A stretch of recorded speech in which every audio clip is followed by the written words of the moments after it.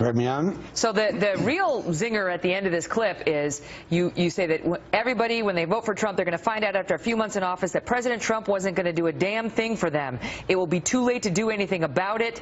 You've done it. You've sent the message. Good night, America. You've just elected the last president of the United States. What does that mean? That means that, well, first of all, when I said doctor, they cut me off right after I said, oh, and it'll feel good after you vote for him. And then the next line is for a day, maybe a week. But when you find out that your life isn't going to get any better under President Trump and probably will get worse, that's when you're going to realize what the Brits have realized now. That whole thing is the wind-up to your ultimate hit. Yeah, it's the wind-up. They only show the wind-up. You're being duped. That's your argument. But why? And what do you mean he'll be the last president? He's going to blow up the world? Is that your, I mean, what are you saying? I mean, what I'm saying by that is if we elect Donald Trump as president of this country, it won't be the same country after 4 years. I'm absolutely convinced of that. This is the most vile, disgusting candidate that has ever run for office in this country. How can you say that when you understand the white working class? You've appealed to them time and time again. You understand, and you outline perfectly why they're attracted to him. They want him to blow things up. As you say, he's a human Molotov cocktail. Right. So I'm here, and I'm here on Fox to appeal to people who are watching to not do that. I understand why you're angry. You have every right to be angry. The system has failed you. But he is not the solution to this.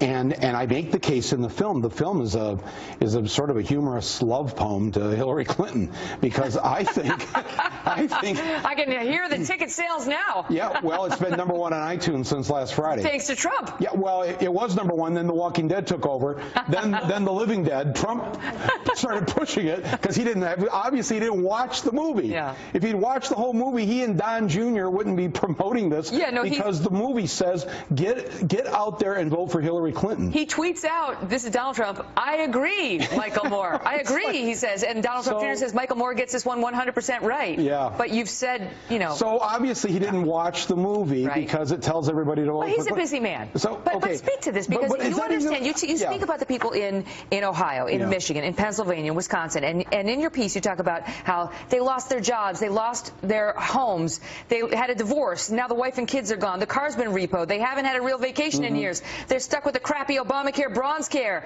they can't even get an effing Percocet. They want change, and they don't see it in Hillary Clinton. Well, they should, because she will make this better. She is the proponent of universal health care. She's been that way for 25 years, and that is what's going to, Obamacare will get better under her. Remember, the real problem with Obamacare is not the Obama part of it. It's that private insurance companies are still calling the shots. They get to raise these rates. There's no control like there is over Medicare and the things that the government has a say in. Obamacare was only a halfway measure. We'll get the rest of it under Hillary Clinton. She's going to do so many things to raise the minimum wage. She's going to do things that will help equality for women. You like her so much. Why were you against her when she ran against Obama? And you were against her in the primary. You like Bernie.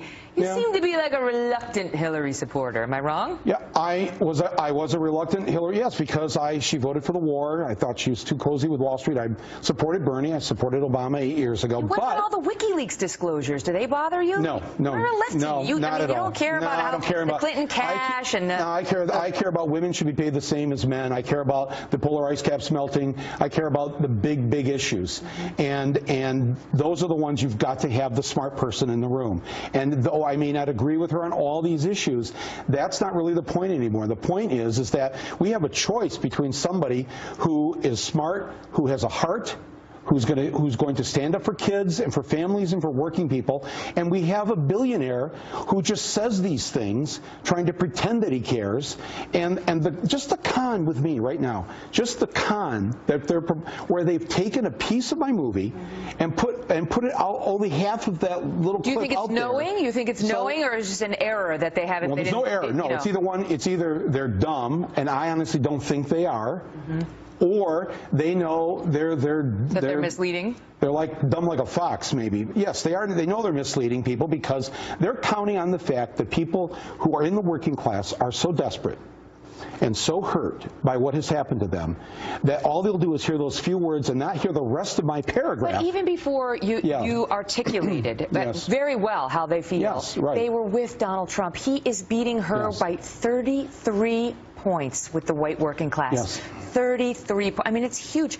They are attracted not just to the messenger, but to the message too. That's sad. But you really know how sad. they feel. This is the way Republicans, and what we know about these folks is many of them feel like disenfranchised Republicans, is they're sick and tired of people talking down to them and telling them they're too stupid to understand what's good for them. Exactly. And they're not irredeemable. No human being. They're not deplorable, and they're not all racist. Racists are deplorable, but you're right. They're not irredeemable. No human is irredeemable. Michael Moore thinks he's smarter than me. He's basically telling me I'm too stupid to realize I shouldn't support Trump. No, well, I get it. I've been watching Trump, and they're saying I love him. I don't care what Michael Moore's trying to tell me. And what I'm saying is I understand you've been abused, and I'm here in Ohio to conduct an intervention to basically to say that sometimes abused people have a hard time making up their minds and making the right decision because of the abuse and the attack on the working class has been so intense over the last couple of decades that I understand why there's a lot of confusion here, and Trump is a huge ball of confusion in this, and it seems like he's going to be your human hand grenade that you're going to get to toss in there. When Trace pointed out there about the legal terrorists, it's that actually what I had said is that there is a legal way on November 8th to do what Trump says he's going to do, blow up the system. You can participate in that by going in there and handing the hand grenade to Donald Trump. I think that's a risky proposition. I think it's a dangerous thing to do. And I think that you're not going to be better off with this billionaire who's never spent a day in his life worrying about you, caring about you, doing anything for you. If they see it and they find out that it's not a pro-Trump film, you know, they're smart enough to realize this is information. I'll take this point of view and I'll make up my own mind, as they will do. But I'll already, he's lied to them, and I'll already have their $5, and I want to give it back to them. Well, go for it. I don't know how to do that. You can give it to me, and I'll make sure it gets them. You have Okay, I gotta go. Michael Moore, a pleasure as always.